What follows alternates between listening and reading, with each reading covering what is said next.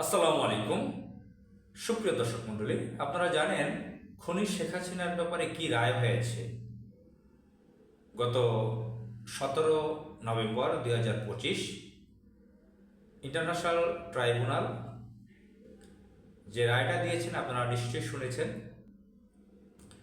তাকে সর্বোচ্চ সাজা মৃত্যুদণ্ড দিয়েছে, ডেথ সেন্টেন্স। আপনারা জানেন এটা, শুধু আপনারা না, সারা বিশ্ববাসী জানেন। বিশ্ব মিডিয়া প্রকাশ করেছে, প্রচার করেছে, সারা পৃথিবীতে এই আলোচনা চলছে। গত প্রায় 300 বছরের মতো পৃথিবীর কোনো দেশের হয়তো এটাই প্রথম ঘটনা। প্রায় 300 বছরের মধ্যে এটাই কোনো প্রাইম মিনিস্টার, প্রধানমন্ত্রী পদের ব্যক্তির ডেথ সেন্টেন্স, মৃত্যুদণ্ড। এটাই গত প্রায় 200 বছরের মধ্যে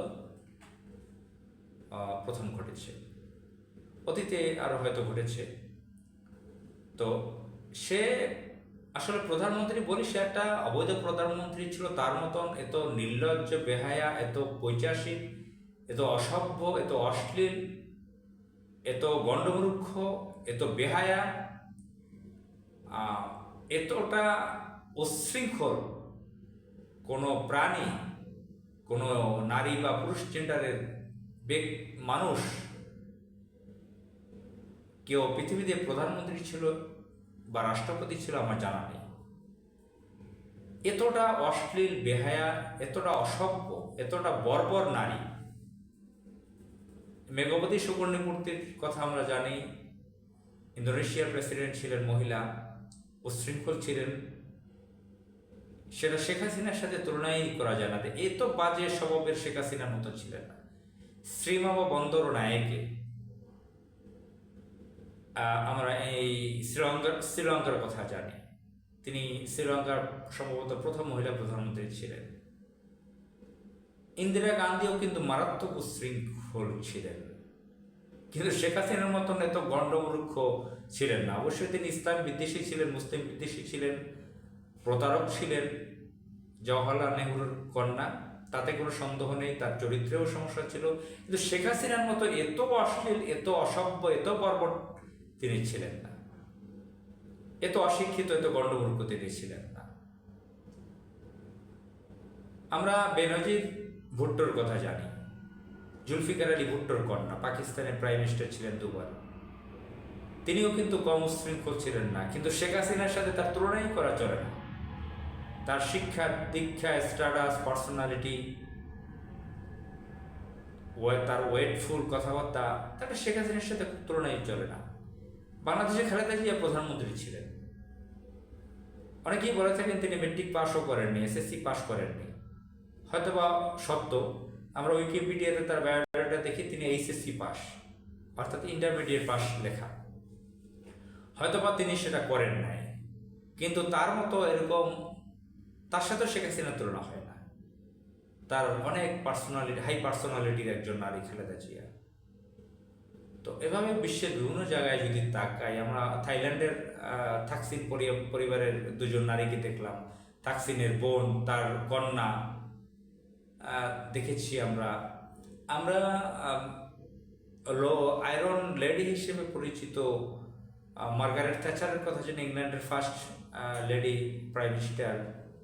আমরা থেরেসা মেয়ের কথা জানি।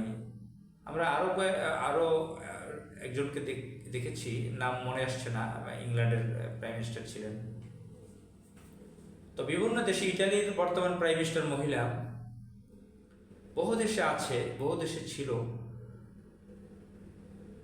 কেউ বা ষড়যন্ত্রের মাধ্যমে ক্ষমতা এসেছে, কেউ পারিবারিকভাবে এসেছে।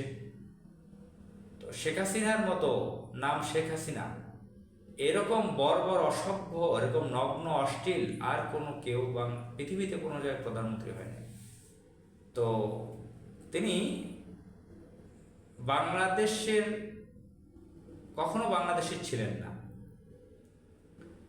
এমনকি তার পিতা শেখ মুজিব হিসেবে, যার নাম শেখ মুজিব নামে পরিচিত তার পিতার জন্ম পরিচয় নিয়ে আমরা জানি সমস্যা রয়েছে।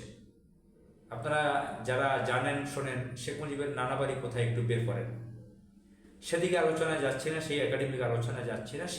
শেখ হাসিনা মৃণালকান্তি সেন বা ইঞ্জিনিয়ার মোশাররফ হোসেন সব বিভিন্ন পুরুষের সাথে তার আকাম কুকাম ছিল। একজন লম্পট চরিত্রহীন একজন নারী, একজন খুনি কিলার, হাজার হাজার মানুষকে হত্যা করেছে, লক্ষ লক্ষ মানুষকে মামলায় দিয়ে নির্যাতন করেছে, লক্ষ লক্ষ হাজার হাজার মানুষকে পঙ্গু করেছে, লক্ষ লক্ষ মানুষকে ঘরবাড়ি ছাড়া করেছে, বহু হাজার হাজার মানুষকে গুম করেছে, বাংলাদেশকে তুলে দিয়েছে ভারতের কাছে লুট লুট লুট করার জন্য, ইচ্ছামতো খাওয়ার জন্য। বাংলাদেশের সফরেনিটি সার্বভৌমত্বকে ধ্বংসের দ্বার প্রান্তে এনেছে, বাংলাদেশের সামরিক বাহিনীর লোকদেরকে হত্যা করেছে, বহুবার জেনোসাইড গণহত্যা করিয়েছে। এই ধরনের অসভ্য বর্বর একজন কিলার নারীর পক্ষে প্রথম আলো ডেইলি স্টার গোষ্ঠী কাজ করতেছে। আর বাংলাদেশের থেকে এই মিডিয়াগুলো দিল্লির হয়ে কাজ করতেছে, সরাসরি দিল্লির এজেন্ট হয়ে প্রথম আলো ডেইলি স্টার কাজ করতেছে। আপনারা জানেন আমি এতগুলো কথা এতক্ষণ বললাম, উদাহরণ দিলাম মনে করিয়ে দেওয়ার জন্য। শেখ হাসিনা যে কত বর্বর একজন নারী আপনারা নিশ্চয়ই জানেন, তারপর মনে করিয়ে দিলাম। তো প্রথম আলো ডেইলি স্টার আপনারা জানেন চিহ্নিত দিল্লির এজেন্ট। তারা এত এত সমালোচনা তাদেরকে নিয়ে, এত ঝামেলা দেখতেছে যে বিপ্লবের পক্ষে মানুষ বেশি, জুলাই বিপ্লবের পক্ষে বাংলাদেশের মানুষ বেশি, ইসলামের পক্ষে বেশি মানুষ, তারপরও তারা দিল্লির যে মিশন সেটা নিয়ে তারা কাজ করতেছে। 17 নভেম্বর শেখ হাসিনার ব্যাপারে যে রায়টা হয়েছে, ডেথ সেন্টেন্স, তার যে মৃত্যুদণ্ড, এটা হওয়ার পরে প্রথম আলোর কান্নাকাটি অস্থিরতা আমরা লক্ষ্য করতে পারতেছি। প্রথম আলো রিপোর্টগুলো যদি দেখেন, আমি হার্ড কপি তো দেখেছি, অনলাইনও দেখেছি, তাদের রিপোর্টগুলো শেখ হাসিনার মৃত্যুদণ্ড নিয়ে যত রিপোর্টগুলো মনে হচ্ছে তারা কান্নাকাটি করতেছে, চোখ মুছতেছে, খুব উপায়ন্তর না পেয়ে দায় ঠেকা কিছু রিপোর্ট করতেছে, ঘুরিয়ে ফিরিয়ে পেঁচিয়ে এর বিরুদ্ধে বিভিন্ন কথা বের করার চেষ্টা করতেছে, নানান ধরনের ফালতু রিপোর্ট করতেছে প্রথম আলো ডেইলি স্টার। তো বাংলাদেশে এখন পর্যন্ত এরা কেমনে টিকে থাকে, এটা একটা চিন্তার বিষয়। কারা এর পেছনে কাজ করতেছে? স্বাধীন বাংলাদেশে আমরা দ্বিতীয়বার স্বাধীন করেছি, আমরা বিপ্লব ঘটিয়েছি রাজপথে থেকে, আমাদের ভাইয়েরা জীবন দিয়েছে, আমাদের বোনেরা জীবন দিয়েছে। এই দেশে এখনো দিল্লির এজেন্ট গ্রুপ, স্পাই, দালালরা কিভাবে মিডিয়া চালাচ্ছে, কিভাবে তাদের মিশন সাকসেস করতেছে? নিশ্চয়ই এটা সাকসেস হতে পারবে না, তাদের দৌড়ে পালাতে হবে দেশ থেকে। মহান আল্লাহ তাআলা আমাদের এই দেশকে রক্ষা করুক, সেই কামনা রইল। আসসালামু আলাইকুম।